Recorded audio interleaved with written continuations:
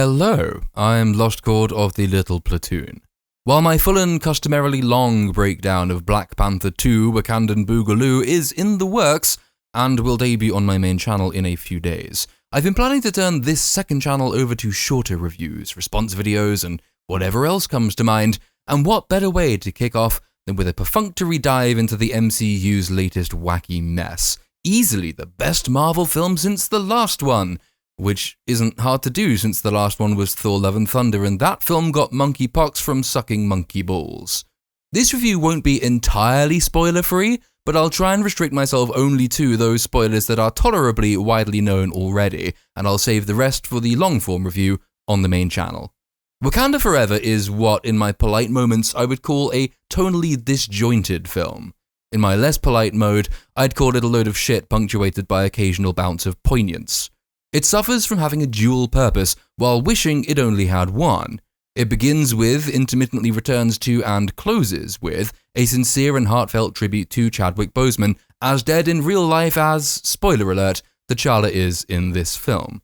When it gets to indulge in an homage, it successfully conveys much of the deep real-life hurt that I don't doubt his friends, family, and fellow cast felt at the news of his passing, albeit it struggles to completely transpose that real-world grief into the fictional one. T'Challa was alright as a character, the Black Panther was cool enough, but much of his reputation rests on his first and only dedicated film's status as a cultural moment. In other words, it wasn't that the character was particularly memorable or cared for, it's what he supposedly represented that fixed him in the minds of his audience.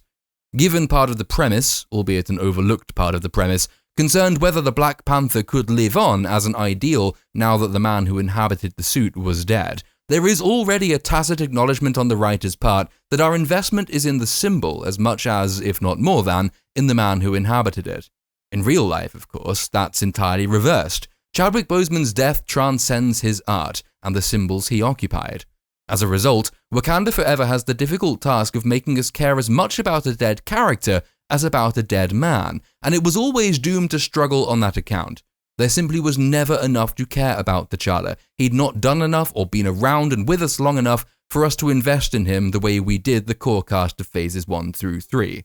Resultingly, though its homages are the film's strongest moments and combined to give it the feel of a more serious, somber and heartfelt entry than we're used to seeing from Marvel in recent days, there's still a disconnect between what we understand happening and what we feel happening in the film.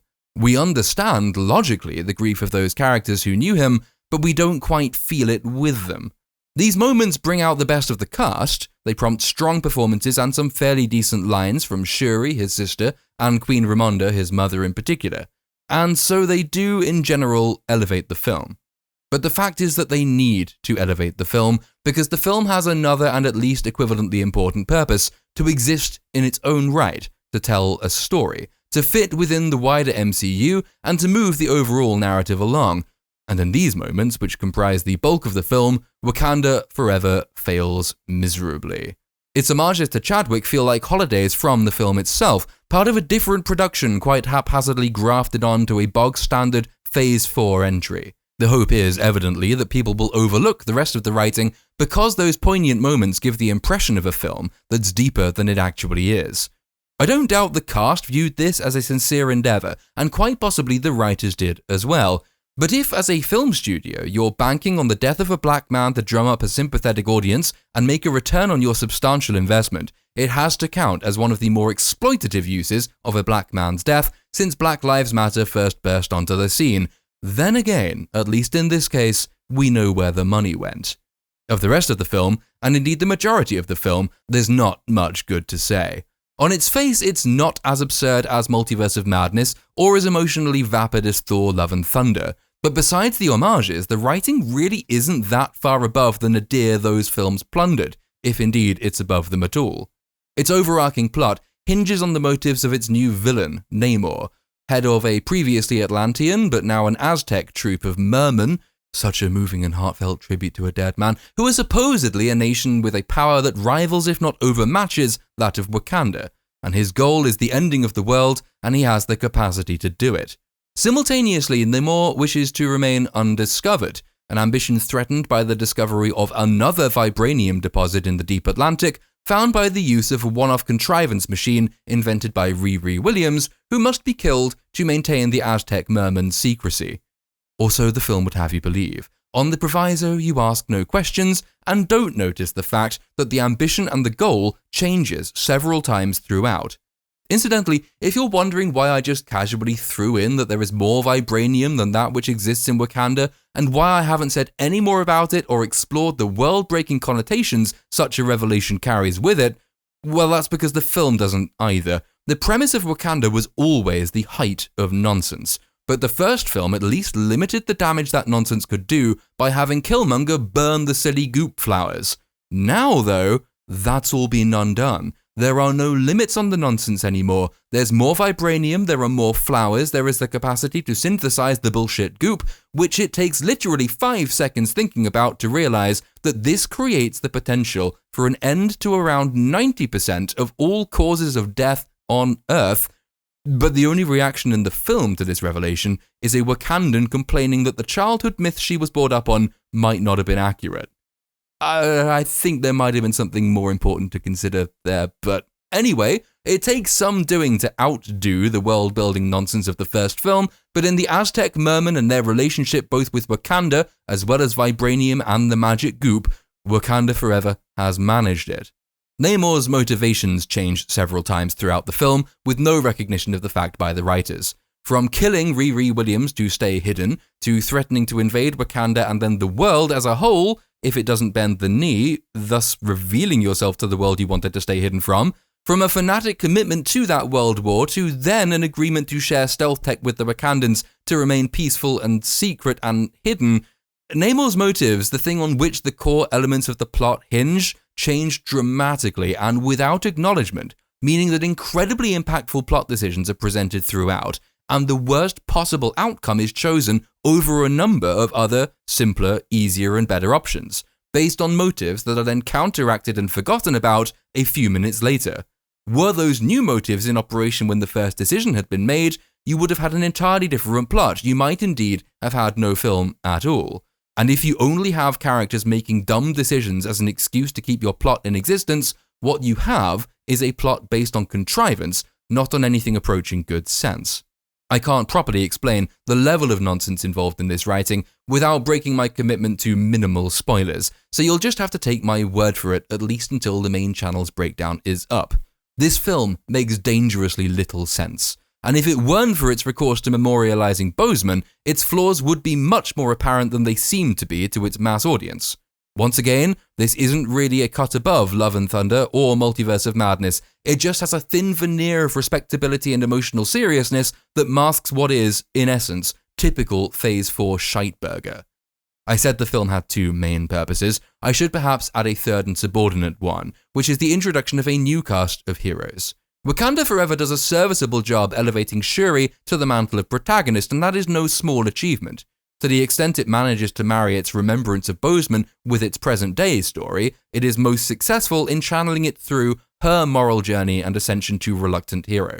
Though she has been featured in the MCU before, we are, for all intents and purposes, seeing the creation of a new character, given the amount of work that's required to flesh out her memories, her personality, and her values. It wasn't a roaring success, but this is done pretty well throughout Wakanda Forever, and the film does deserve praise for it. But films only have a certain amount of capacity. If your goal is a memorial, as well as telling a story, as well as introducing a brand new villain and a whole nonsensical faction, as well as building out a geopolitical relationship with the MCU's other biggest bullshit faction, as well as firing off boilerplate undergraduate anti-colonial messaging, as well as creating a new protagonist, you've probably already exhausted your film's capacity for stuff. And so if you then decide that this is the time to introduce a new character, indeed a new hero in Riri Williams, well, you've made the wrong decision. Williams in Wakanda Forever suffers the same problems that bedeviled America Chavez in Multiverse of Madness. So much is happening, and on such grand a scale, using up so much of the film's capacity, that there simply isn't the time or the space to devote to molding a new character.